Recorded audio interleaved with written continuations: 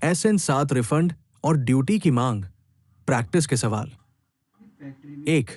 जहां सीमा शुल्क अधिनियम 1962 की धारा 25(2) के तहत जारी आदेश रिफंड का दावा करने का आधार है, वहां रिफंड दावा दायर करने के लिए कौन सी तारीख प्रासंगिक होगी? सही उत्तर धारा 25(2) के तहत आदेश जारी होने की तिथि से 1 वर्ष। स्पष्टीकरण। कस्टम्स एक्ट का सेक्शन 27 रिफंड क्लेम फाइल करने की टाइम लिमिट बताता है। जब सेक्शन 25(2) सेंट्रल गवर्नमेंट का स्पेशल छूट ऑर्डर के तहत जारी ऑर्डर की वजह से रिफंड मिलता है, तो संबंधित तारीख ये है। धारा 25(2) के अंतर्गत आदेश जारी करने की तिथि। इसलिए उस ऑर्डर की तारीख से 1 साल के अंदर रिफंड फाइल किया जाना चाहिए। 2.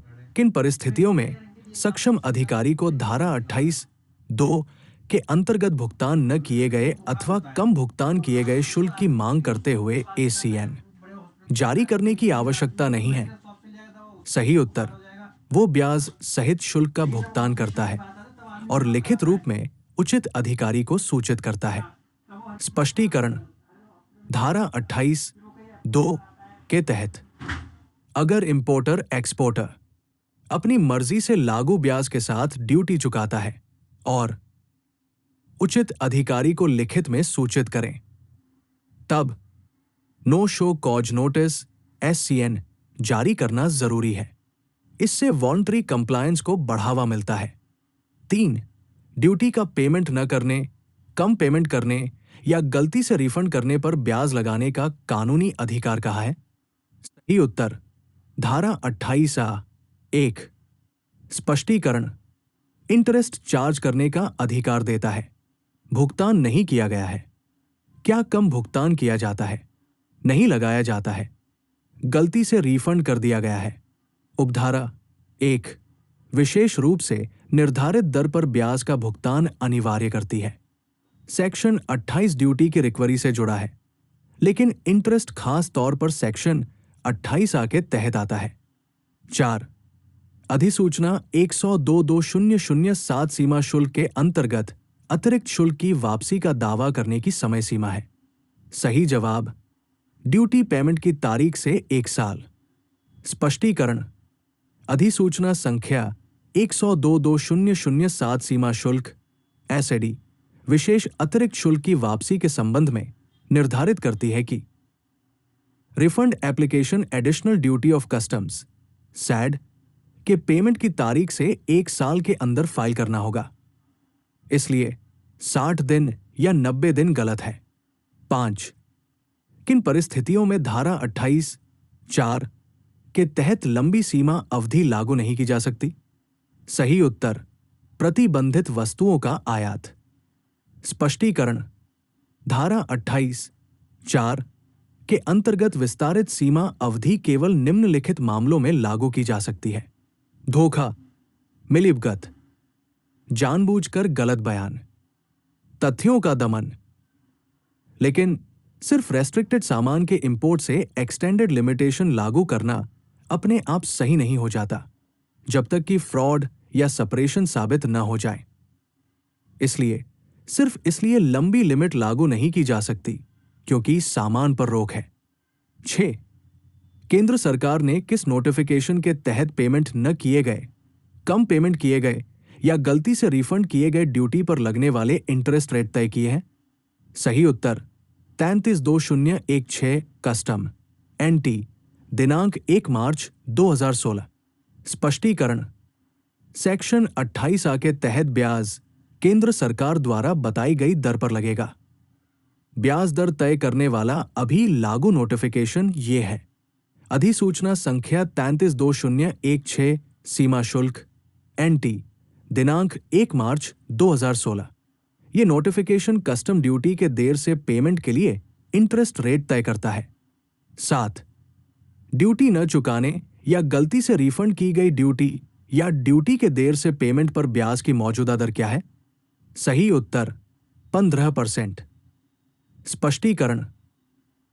अधिसूचना संख्या 23/2016 सीमा शुल्क एनटी के अनुसार धारा 28 ए के तहत ब्याज दर है 15% प्रतिवर्ष। इसलिए 6%, 18%, 33%। 8. कस्टम्स एक्ट 1962 के सेक्शन 27 के तहत ड्यूटी रिफंड के लिए रीफंड क्लेम फाइल करने की टाइम लिमिट क्या है? सही उत्तर संबंधित तिथि से 1 वर्ष। स्पष्टीकरण धारा 27(1) के तहत रिफंड एप्लीकेशन इस समय के अंदर फाइल किया जाना चाहिए। प्रासंगिक तिथि से 1 वर्ष। प्रासंगिक तिथि रिफंड की प्रकृति पर निर्भर करती है, जैसे शुल्क के भुगतान की तिथि, ऑर्डर की तिथि आदि। 9. कानून के किन नियमों के तहत सही अधिकारी ड्यूटी या ब्याज वापस करने का आदेश देता है? सही उत्तर धारा 27(2). स्पष्टीकरण धारा 27(2) में प्रावधान है कि रिफंड एप्लीकेशन की जांच के बाद अगर सही अधिकारी संतुष्ट हो तो वो रिफंड का ऑर्डर देगा। इस प्रकार धन वापसी आदेश पारित करने की शक्ति धारा 27(2) से प्राप्त होती है। 10. सेक्शन 27(a) के तहत जारी उस नोटिफिकेशन को पहचाने जिसमें सेक्शन 27 के तहत रिफंड के देर से पेमेंट के लिए ब्याज दर तय की गई है। सही उत्तर 75/2003 सीमा शुल्क एनटी दिनांक 12 सितंबर 2003। स्पष्टीकरण सेक्शन 27(a) में देरी से रिफंड पर ब्याज का प्रावधान है। सेक्शन 27(a) के तहत देरी से रिफंड के लिए ब्याज दर नीचे दी गई है। अधिसूचना संख्या 75/2003 सीमा शुल्क एनटी दिनांक 12 सितंबर 2003। ये सेक्शन 28(a) के तहत ड्यूटी के देर से पेमेंट पर लगने वाले ब्याज से अलग है। 11. गलत तरीके से चुकाई गई ड्यूटी या ब्याज का रिफंड मांगने की टाइम लिमिट क्या है? सही जवाब ड्यूटी या ब्याज के भुगतान की तारीख से 1 साल। स्पष्टीकरण धारा 27 के तहत जहां ड्यूटी या ब्याज का पेमेंट गलती से किया गया हो, वहां रिफंड का दावा इस समय के अंदर किया जाना चाहिए। भुगतान की तिथि से 1 वर्ष, जब तक कि खास छूट जैसे विरोध के मामले में कवर न हो। 12. कस्टम्स एक्ट 1962 का कौन सा प्रोविजन एक इंपोर्टर, जो एक ट्रेडर भी है, को सेल इनवॉइस जारी करने का आदेश देता है, जिसमें इंपोर्टेड सामान पर चुकाई गई कस्टम ड्यूटी का हिस्सा, जो सेल प्राइस का हिस्सा है, बताया गया हो? सही उत्तर सीमा शुल्क अधिनियम 1962 की धारा 28C। स्पष्टीकरण सेक्शन 28C में यह प्रावधान है कि हर व्यक्ति जो ड्यूटी देने के लिए जिम्मेदार है और जो ऐसा सामान बेचता है, उसे इनवॉइस में कीमत का हिस्सा बनने वाली ड्यूटी की रकम बतानी होगी। इससे ट्रांसपेरेंसी पक्की होती है और गलत तरीके से फायदा होने से रोका जाता है। सेक्शन 28D पास की गई ड्यूटी के अनुमान से जुड़ा है, इनवॉइस डिस्क्लोजर से नहीं। 13. किस नियम के तहत केंद्र सरकार भारत में कस्टम हाउस में आमतौर पर लागू होने वाली ड्यूटी जो नहीं लगाई गई है, कम लगाई गई है, उसे माफ कर सकती है? सही उत्तर धारा 28(1). स्पष्टीकरण धारा 28(1) अनुमति देती है। केंद्र सरकार एक आदेश जारी करेगी कि ड्यूटी देने की जरूरत नहीं होगी अगर ऐसी नॉन लेवी या शॉर्ट लेवी कस्टम हाउस में आम प्रैक्टिस की वजह से थी। ये उन असेसीज को बचाता है जिन्होंने डिपार्टमेंट के माने हुए तरीके को फॉलो किया। 14. किन परिस्थितियों में धारा 28(1) के तहत कार्यवाही धारा 28(2) के तहत बिना न्याय निर्णय के समाप्त की जा सकती है? सही उत्तर जहां शुल्क चोरी का आरोप जिस व्यक्ति पर लगाया गया है, वो उस पर लगने वाले शुल्क और ब्याज का भुगतान करता है और उचित अधिकारी को लिखित रूप में सूचित करता है। स्पष्टीकरण धारा 28(2) के तहत अगर व्यक्ति न्याय निर्णय से पहले ब्याज सहित शुल्क का भुगतान करता है और उचित अधिकारी को लिखित में सूचित करता है, तब कार्यवाही पूरी मानी जाती है।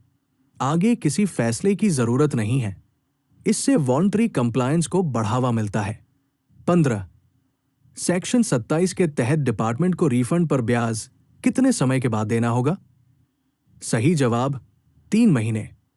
स्पष्टीकरण, धारा 27 के अनुसार एप्लीकेशन मिलने की तारीख से 3 महीने के अंदर रिफंड नहीं किया जाता है। ब्याज डिपार्टमेंट को देना होगा। इस प्रकार 1 महीना, 6 महीने, 1 वर्ष।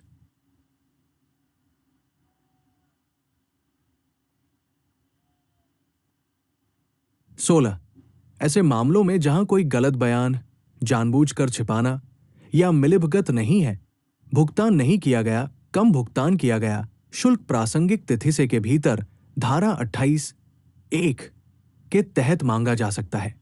सही उत्तर संबंधित तिथि से 2 वर्ष। स्पष्टीकरण, धारा 28(1) के तहत नॉर्मल लिमिटेशन पीरियड संबंधित तारीख से 2 साल, विस्तारित अवधि 5 वर्ष केवल धारा 28(4) के तहत धोखाधड़ी, दमन, मिलीभगत आदि से संबंधित मामलों में लागू होती है। 17 अगर ड्यूटी का सेक्शन 18 के तहत प्रोविजनल असेसमेंट किया गया है तो ड्यूटी न चुकाने कम चुकाने की मांग करने की सही तारीख क्या है? सही जवाब फाइनल असेसमेंट के बाद ड्यूटी एडजस्टमेंट की तारीख। स्पष्टीकरण, जहां शुल्क धारा 18 के तहत अनंतिम रूप से निर्धारित किया गया है, फाइनल असेसमेंट बाद में किया जाता है। फाइनल होने पर ड्यूटी का एडजस्टमेंट किया जाता है। सेक्शन 28 डिमांड के लिए जरूरी तारीख यह है: अंतिम मूल्यांकन के बाद ड्यूटी के समायोजन की तिथि, नहीं माल की निकासी की तारीख, प्रोविजनल असेसमेंट ऑर्डर की तारीख। 18 विरोध के तहत भुगतान किए गए शुल्क की वापसी के लिए आवेदन दाखिल करने की समय सीमा शुल्क के भुगतान की तारीख से है। सही उत्तर कोई समय सीमा नहीं। स्पष्टीकरण, धारा 27 के तहत आमतौर पर रिफंड 1 साल के अंदर फाइल करना होता है, लेकिन जब ड्यूटी प्रोटेस्ट के तहत पे की जाती है तो 1 साल की लिमिट लागू नहीं होती। इसलिए जब पेमेंट प्रोटेस्ट के तहत हो तो बिना टाइम लिमिट के रिफंड फाइल किया जा सकता है।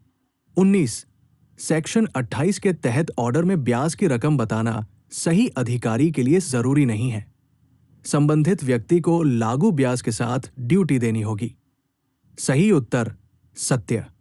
स्पष्टीकरण, सेक्शन 28A के तहत ब्याज कानूनी और ऑटोमेटिक है। एक बार ड्यूटी देना शुरू हो जाए, ब्याज की देनदारी अपने आप आ जाती है, भले ही ऑर्डर में सही रकम न बताई गई हो।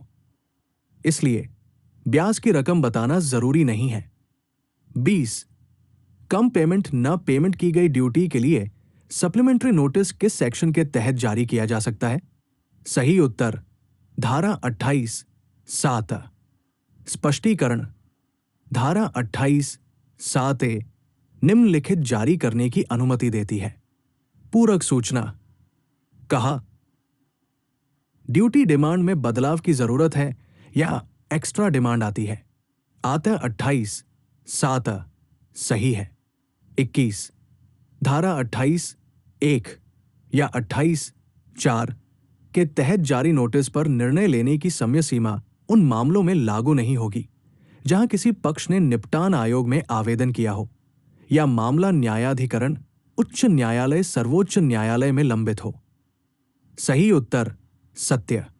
स्पष्टीकरण, फैसले के लिए कानूनी समय सीमा तब खत्म सस्पेंड कर दी जाती है जब मामला सेटलमेंट कमीशन के सामने है या मामला हायर जुडिशियल फोरम में पेंडिंग है या बोर्ड ने ऐसे मामलों को पेंडिंग रखने का आदेश जारी किया है। इसलिए ऐसे मामलों में नोटिस पर फैसला करने की लिमिट लागू नहीं होती। 22 देरी से रिफंड पर अभी कितना ब्याज देना होगा? सही उत्तर 6%। स्पष्टीकरण, अधिसूचना संख्या 75-2003 COS NT के साथ धारा 27A के तहत विलंबित रिफंड पर ब्याज दर है 6% प्रति वर्ष। ये इनसे अलग है। 15% धारा 28A के तहत शुल्क के विलंबित भुगतान पर ब्याज। 23 जब सामान प्राकृतिक कारणों से खो जाता है या नष्ट हो जाता है तो ड्यूटी में छूट दी जाती है। सही जवाब फैक्ट्री से निकालने से पहले। स्पष्टीकरण कस्टम्स एक्ट के सेक्शन 23 के तहत और सेंट्रल एक्साइज के तहत भी इसी तरह के सिद्धांत। ड्यूटी में छूट तब दी जाती है जब सामान खो जाए या नष्ट हो जाए, प्राकृतिक कारणों या अपरिहार्य दुर्घटना से, घर में इस्तेमाल के लिए हटाने से पहले। अगर सामान हटाने के बाद खो जाता है तो उसे वापस नहीं किया जा सकता। 24 अनंतिम मूल्यांकन के मामले में धारा 27 के तहत रिफंड के लिए समय सीमा शुरू होती है। सही जवाब फाइनल असेसमेंट के बाद ड्यूटी एडजस्टमेंट की तारीख। स्पष्टीकरण जब सामान का सेक्शन 18 के तहत प्रोविजनली असेसमेंट किया जाता है, फाइनल असेसमेंट बाद में किया जाता है। रिफंड लिमिट की गिनती इस तरह की जाती है: अंतिम मूल्यांकन के बाद ड्यूटी के समायोजन की तिथि, इससे नहीं, प्रोविजनल असेसमेंट की तारीख, धारा 47 के अंतर्गत प्रभार से मुक्त होने की तिथि। 25 इनमें से किस मामले में सेंट्रल एक्साइज ड्यूटी में छूट नहीं दी जा सकती? सही उत्तर चोरी। स्पष्टीकरण छूट की अनुमति केवल तभी दी जाती है जब सामान इन वजहों से खो जाए: प्राकृतिक कारणों, अपरिहार्य दुर्घटना। चोरी को कोई प्राकृतिक कारण या ऐसी दुर्घटना नहीं माना जाता जिसे टाला न जा सके, इसलिए चोरी के मामले में माफी नहीं दी जा सकती। 26 कस्टम ड्यूटी का refund original bill of entry या TR6 चालान के न होने पर भी दिया जा सकता है जब ड्यूटी पेमेंट की जानकारी वेरीफाई की जा सके। सही उत्तर AD सिस्टम। स्पष्टीकरण electronic data interchange AD system की शुरुआत के साथ ड्यूटी पेमेंट की जानकारी इलेक्ट्रॉनिक तरीके से रिकॉर्ड की जाती है। अगर ओरिजिनल डॉक्यूमेंट्स नहीं भी दिखाए गए हैं तो भी AD वेरिफिकेशन के आधार पर रिफंड प्रोसेस किया जा सकता है। इस तरह इंपोर्टर का रिकॉर्ड, कस्टोडियन का रिकॉर्ड, ऑडिट रिकॉर्ड। 27 न लगाए गए, कम लगाए गए अथवा गलती से वापस किए गए शुल्क ब्याज की मांग करने के लिए धारा 28(4) के अंतर्गत निर्धारित समय सीमा क्या है? सही उत्तर संबंधित तिथि से 5 वर्ष। स्पष्टीकरण धारा 28(4) निम्नलिखित मामलों में लागू होती है: धोखा, मिलीभगत, जानबूझकर गलत बयान, तथ्यों का दमन। ऐसे मामलों में बढ़ा हुआ लिमिटेशन पीरियड यह है: प्रासंगिक तिथि से 5 वर्ष। सामान्य अवधि धारा 28(1) 2 वर्ष। 28 कस्टम्स एक्ट का कौन सा प्रोविजन सेंट्रल गवर्नमेंट को ड्यूटी रिफंड के लेट पेमेंट पर इंटरेस्ट देने का अधिकार देता है? सही उत्तर धारा 27(a). स्पष्टीकरण धारा 27(a) विशेष रूप से निम्नलिखित के लिए प्रावधान करती है: केंद्र सरकार द्वारा ब्याज का भुगतान एप्लीकेशन मिलने की तारीख से 3 महीने के अंदर नहीं किया जाता है। इस प्रकार विलंबित रिफंड पर ब्याज का अधिकार सीधे धारा 27(a) से प्राप्त होता है।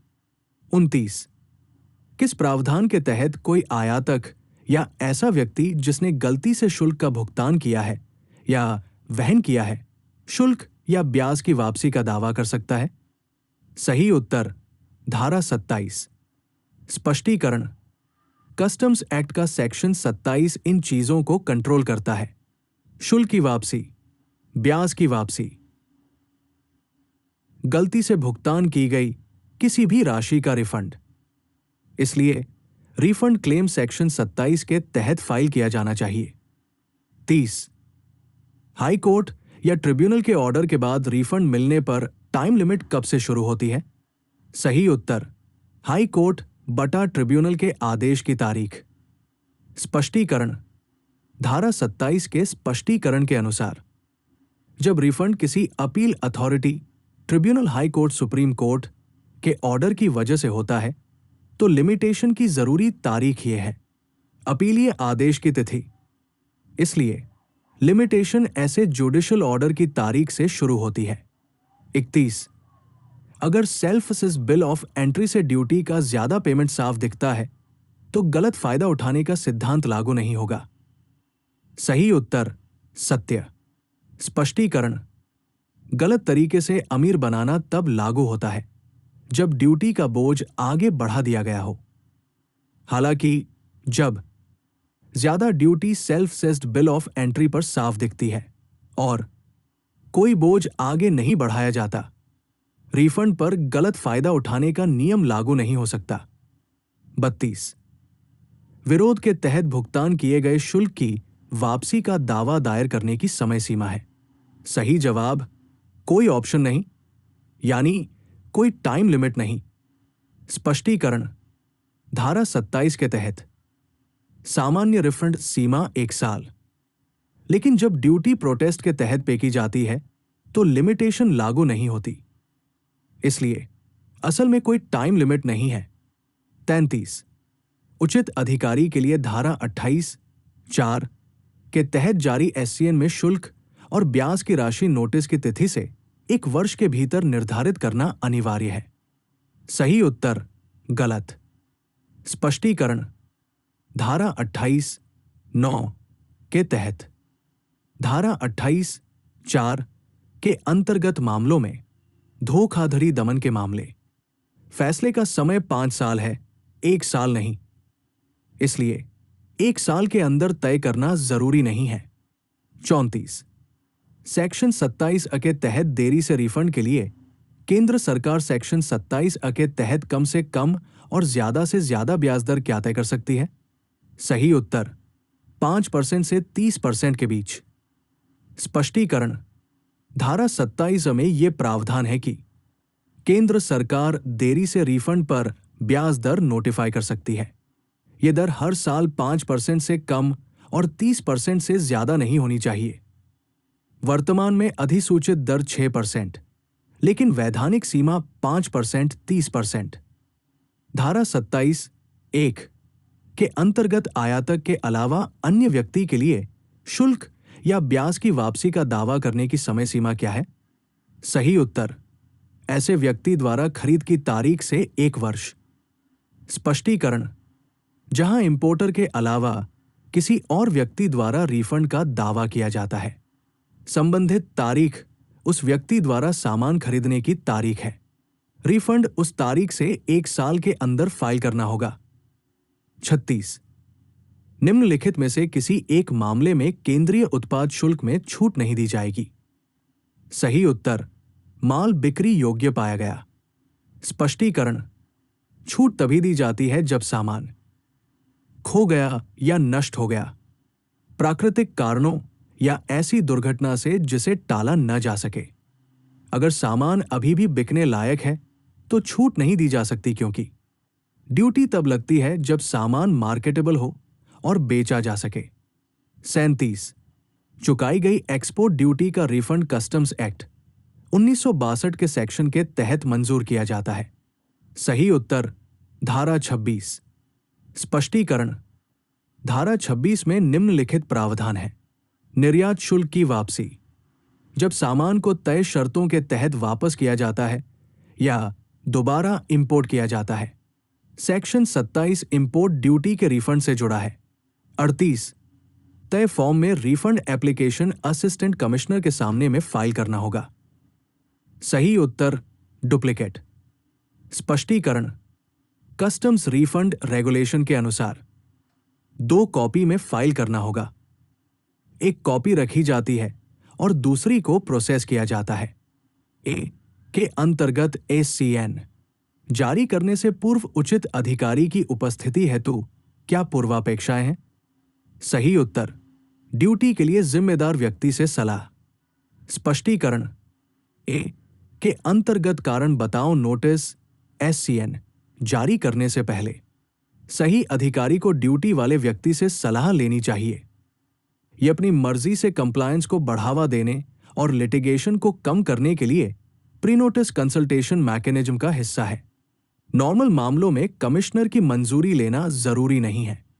धारा 27(1) के अंतर्गत धन वापसी का आवेदन एसीडीसी को प्रस्तुत किया जाता है, लेकिन उपभोक्ता कल्याण कोष में धन वापसी जमा करने का आदेश देने के लिए कौन अधिकृत है? सही उत्तर सहायक बटा उपायुक्त। स्पष्टीकरण। धारा 27(2) के तहत असिस्टेंट कमिश्नर या डिप्टी कमिश्नर क्लेम की जांच करते हैं। अगर रिफंड पर गलत तरीके से फायदा उठाने का असर पड़ता है तो रकम कंज्यूमर वेलफेयर फंड में जमा कर दी जाती है। वही अथॉरिटी एसीडीसी ये ऑर्डर पास करती है। यदि स्वैच्छिक भुगतान धारा 28(1) के तहत एसीएन में उल्लिखित राशि से कम हो जाता है तो शेष राशि के लिए एसीएन किस प्रावधान के तहत जारी किया जा सकता है? सही उत्तर धारा 28(3). स्पष्टीकरण। धारा 28(3) में प्रावधान है कि अगर अपनी मर्जी से किया गया पेमेंट असल में देने लायक रकम से कम है, सही अधिकारी बाकी रकम के लिए एससीएन जारी कर सकता है। इस प्रकार 28(3) ऐसे मामलों में पूरक मांग को नियंत्रित करता है। 42। अगर फाइनल असेसमेंट की तारीख से 3 महीने से ज्यादा देर से रिफंड मिलता है तो क्या इंटरेस्ट रेट लगेगा? सही उत्तर 6%। स्पष्टीकरण। अधिसूचना 75-2003 COS NT के साथ धारा 27(a) के तहत देरी से रिफंड पर ब्याज 6% प्रतिवर्ष 3 महीने खत्म होने के बाद ब्याज देना होगा। 43। निम्नलिखित में से कौन सा रिफंड आवेदन के साथ संलग्न नहीं है? सही उत्तर बिल ऑफ लैडिंग। स्पष्टीकरण। रिफंड क्लेम के साथ आमतौर पर अटैच किए जाने वाले डॉक्यूमेंट्स: बिल ऑफ एंट्री की प्रति, चालान और पैकिंग सूची, शुल्क भुगतान का प्रमाण, रिफंड राशि की वर्कशीट। सेक्शन 27 के तहत रिफंड क्लेम के लिए आमतौर पर बिल ऑफ लैडिंग की जरूरत नहीं होती है। 44। क्या कम लगाया गया, नहीं लगाया गया, कम दिया गया या गलती से वापस किया गया शुल्क और या ब्याज आयातक या निर्यातक से वसूला जा सकता है? सही उत्तर सत्य। स्पष्टीकरण। धारा 28 के तहत शुल्क नहीं लगाया गया, कम लगाया गया, कम भुगतान किया गया या गलती से वापस कर दिया गया, धारा 28(a) के तहत ब्याज के साथ इंपोर्टर या एक्सपोर्टर से वसूला जा सकता है। 45। छूट है। सही उत्तर कानूनी रूप से देय उत्पाद शुल्क की माफी या रद्दीकरण बटा छूट। स्पष्टीकरण। छूट का मतलब है कानूनी तौर पर देय ड्यूटी माफ या रद्द कर दी जाती है, आमतौर पर जब सामान प्राकृतिक कारणों या जरूरी दुर्घटना की वजह से क्लियरेंस से पहले खो जाता है या नष्ट हो जाता है। ये नहीं है कमी, सैनवैट क्रेडिट का रिफंड, दोहरे कराधान से राहत। 46। आयातक या निर्यातक एससीएन का इंतजार किए बिना स्वेच्छा से नहीं लगाए गए या कम लगाए गए शुल्क का भुगतान कर सकते हैं। सही उत्तर सत्य। स्पष्टीकरण। धारा 28(2) के तहत कोई व्यक्ति अपनी मर्जी से ड्यूटी और ब्याज दे सकता है। सही अधिकारी को लिखकर बताएं। अगर पूरा पेमेंट कर दिया गया है तो एससीएन जारी नहीं किया जा सकता है। इससे वॉलंटरी कंप्लायंस को बढ़ावा मिलता है। 47। रिफंड एप्लीकेशन की जांच करने पर अगर एप्लीकेशन पूरा पाया जाता है तो एप्लीकेशन मिलने की तारीख से दिनों के अंदर एक्नॉलेजमेंट जारी किया जाएगा। सही जवाब 10 दिन। स्पष्टीकरण। कस्टम्स रिफंड रेगुलेशन के अनुसार पूरे रिफंड एप्लीकेशन की एक्नॉलेजमेंट 10 दिनों के अंदर जारी कर देनी चाहिए। 48। वो आधार बताएं जो सेक्शन 26 के तहत एक्सपोर्ट ड्यूटी का रिफंड मांगने का कारण नहीं हो सकता है। सही जवाब एक्सपोर्ट माल के खरीदार ने ऐसे माल के संबंध में पेमेंट नहीं किया। स्पष्टीकरण। सेक्शन 26 एक्सपोर्ट ड्यूटी रिफंड की इजाजत देता है जब सामान बिक्री के अलावा किसी और तरीके से वापस किया जाता है। सामान तय समय के अंदर दोबारा इंपोर्ट किया जाता है। विदेशी खरीदार का पेमेंट न करना एक्सपोर्ट ड्यूटी रिफंड का सही आधार नहीं है। 49, जब आयातक निर्यातक धारा 28(4) के तहत पूर्ण शुल्क, ब्याज और 15% दंड का 30 दिनों के भीतर भुगतान करता है और अधिकारी को लिखित रूप में सूचित करता है, तो उचित अधिकारी के पास क्या विकल्प उपलब्ध है? सही जवाब, अगर उसे लगता है कि ड्यूटी, ब्याज और पेनल्टी पूरी चुका दी गई है, तो वो केस खत्म कर सकता है। स्पष्टीकरण धारा 28(5) और 28(6) के तहत अगर पूरी ड्यूटी प्लस ब्याज प्लस 15% पेनल्टी 30 दिनों के अंदर चुकाई जाती है, अधिकारी संतुष्ट है, तब आगे कोई फैसला लिए बिना कार्यवाही खत्म की जा सकती है। 50, आयातक निर्यातक को गलत रिफंड के मामले में डिमांड नोटिस जारी करने की प्रासंगिक तारीख है। सही उत्तर रिफंड की तारीख। स्पष्टीकरण धारा 28 के स्पष्टीकरण के तहत गलत रिफंड के मामले में संबंधित तारीख रिफंड की तारीख। डिमांड की लिमिट इस तारीख से कैलकुलेट की जाएगी। विस्तारित समय के दौरान भी निर्णय नहीं लिया जाता है तो क्या परिणाम होगा? सही जवाब, कार्यवाही ऐसे खत्म मानी जाएगी जैसे कोई नोटिस नहीं था। स्पष्टीकरण धारा 28(9) के तहत एससीएन के फैसले के लिए एक तय समय सीमा होती है। अगर तय बढ़ाए गए समय में फैसला नहीं होता है, कार्यवाही पूरी मानी जाती है। ये असेसी को अनिश्चित केस से बचाता है। 52, किन परिस्थितियों में धारा 28(4) के अंतर्गत एससीएन बिना न्याय निर्णय के संपन्न किया जा सकता है? सही उत्तर, आयातक 30 दिनों के भीतर शुल्क, ब्याज और 15% शुल्क दंड के रूप में चुकाता है और उचित अधिकारी को लिखित रूप में सूचित करता है। धारा 28(5). स्पष्टीकरण धोखाधड़ी दमन से जुड़े मामलों के लिए धारा 28(4) अगर एससीएन के 30 दिनों के अंदर ड्यूटी प्लस ब्याज प्लस 15% पेनल्टी का भुगतान किया जाता है, अधिकारी संतुष्ट है, फिर कार्यवाही खत्म की जा सकती है। 53, ड्यूटी का पेमेंट न करने या कम पेमेंट करने पर सेंट्रल गवर्नमेंट कम से कम और ज्यादा से ज्यादा कितना इंटरेस्ट रेट लगा सकती है? सही उत्तर 10% से 36% के बीच। स्पष्टीकरण धारा 28(a) के तहत केंद्र सरकार द्वारा अधिसूचित ब्याज दर 10% से कम नहीं होना चाहिए, 36% से अधिक नहीं होना चाहिए। अभी नोटिफाइड रेट 15%। 54, सेक्शन 27 के तहत रिफंड क्लेम फाइल करने की लिमिट क्या है, जहां ड्यूटी प्रोटेस्ट के तहत पे की गई है? सही उत्तर कोई समय सीमा नहीं। स्पष्टीकरण जब ड्यूटी विरोध के तहत दी जाती है, 1 साल की लिमिट लागू नहीं होती। रिफंड क्लेम बिना किसी समय की पाबंदी के फाइल किया जा सकता है। 55, पुनर्मूल्यांकित बिल ऑफ एंट्री के मामले में धारा 27 के तहत रिफंड का दावा करने की 1 वर्ष की समय सीमा शुरू होती है। सही उत्तर पुनर्मूल्यांकन की तिथि। स्पष्टीकरण जब बिल ऑफ एंट्री का फिर से मूल्यांकन किया जाता है, रिफंड लिमिट के लिए जरूरी तारीख रीअसेसमेंट की तारीख है, उस तारीख से 1 साल की लिमिट लागू होगी।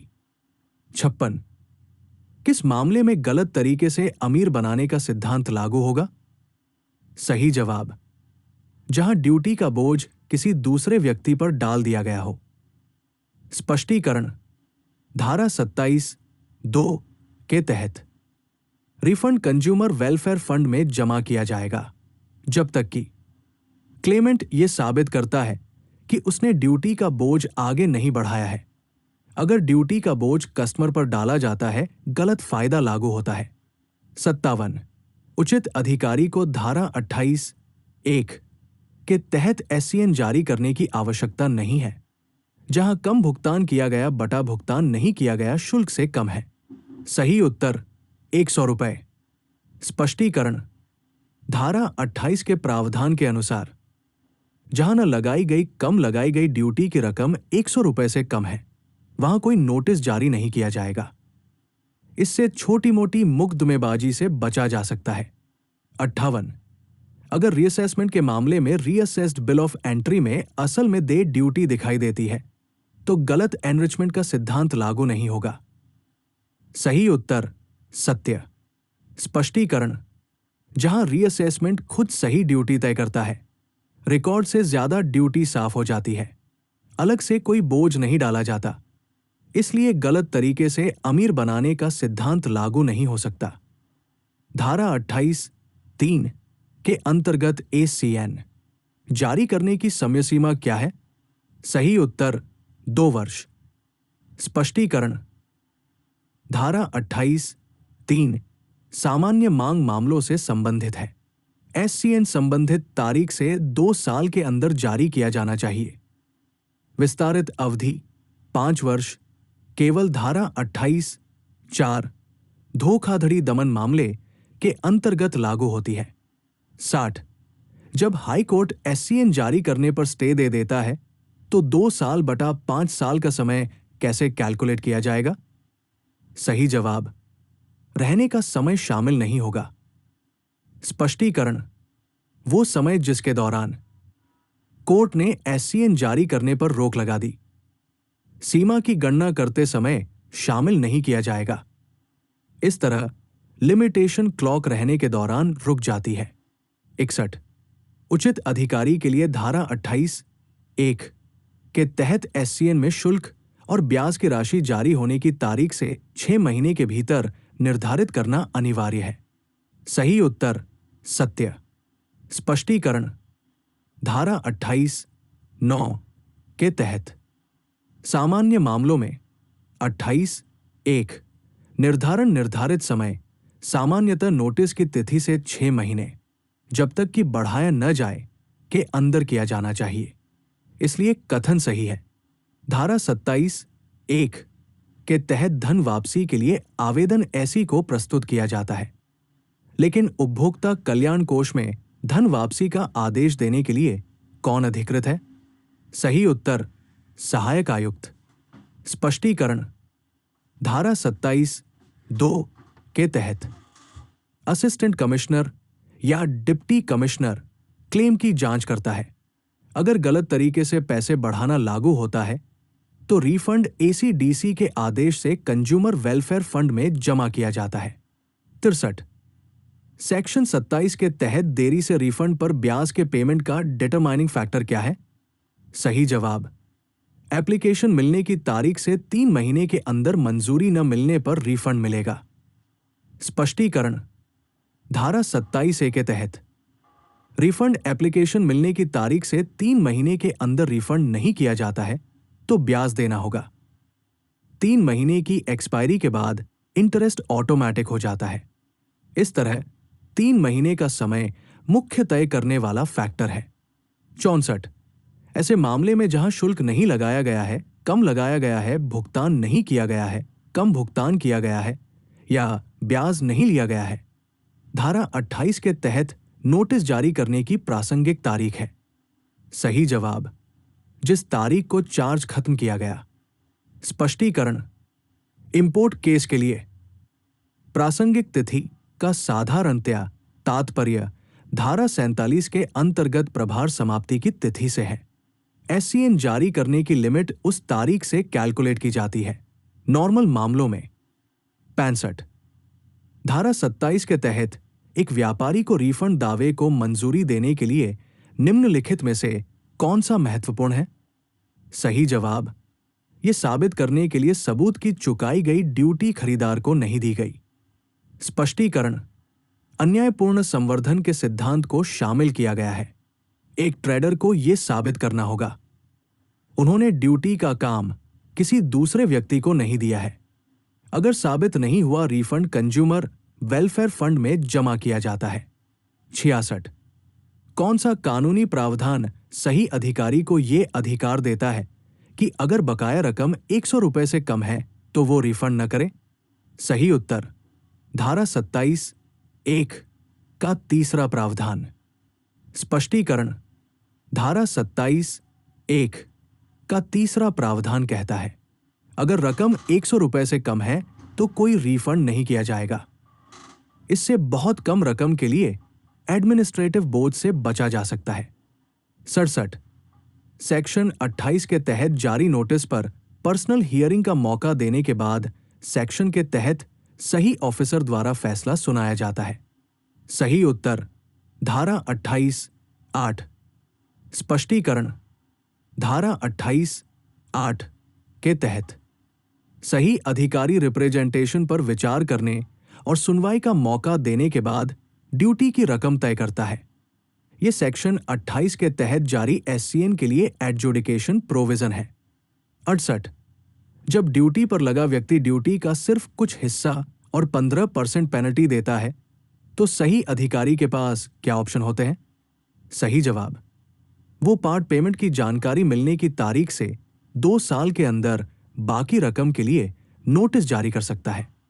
स्पष्टीकरण अगर सिर्फ थोड़ा पेमेंट किया जाता है, मामला अभी पूरी तरह खत्म नहीं हुआ है, सही अधिकारी बाकी बैलेंस के लिए नोटिस जारी कर सकता है। ऐसा नोटिस नॉर्मल लिमिटेशन पीरियड 2 साल के अंदर जारी किया जाना चाहिए।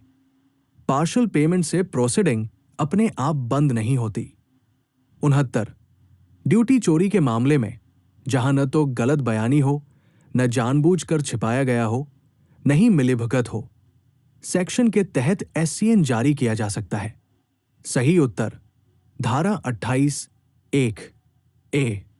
स्पष्टीकरण धारा 28(1) सामान्य मामलों में लागू होती है जहां कोई धोखाधड़ी नहीं है, कोई मिलीभगत नहीं, जानबूझकर गलत बयान नहीं, तथ्यों को छिपाया नहीं जाएगा।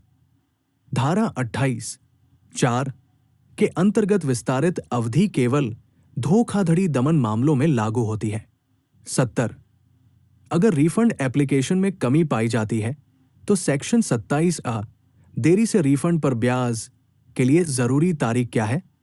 सही जवाब, सही अधिकारी द्वारा एक्नॉलेजमेंट जारी करने की तारीख। स्पष्टीकरण सेक्शन 27 के तहत ब्याज तब शुरू होता है पूरा एप्लीकेशन मिलने की तारीख से 3 महीने। अगर एप्लीकेशन में कमी है, करेक्शन के बाद संबंधित तारीख पूरे एप्लीकेशन की एक्नॉलेजमेंट की तारीख बन जाती है। 71 कस्टम डिपार्टमेंट को देरी से रिफंड पर ब्याज देने का कानूनी अधिकार क्या है? सही उत्तर सीमा शुल्क अधिनियम 1962 की धारा 27(a). स्पष्टीकरण धारा 27(a) विशेष रूप से निम्नलिखित के लिए प्रावधान करती है। सरकार द्वारा ब्याज का भुगतान जहां रिफंड में 3 महीने से ज्यादा देरी हो रही है। इस प्रकार वैधानिक अधिकार सीधे धारा 27(a) के अंतर्गत आता है। फॉर्म का शीर्ष अगर आपको यह वीडियो हेल्पफुल लगा हो तो प्लीज लाइक, शेयर और सब्सक्राइब करें। जल्द ही मिलते हैं। फॉर्म का निचला भाग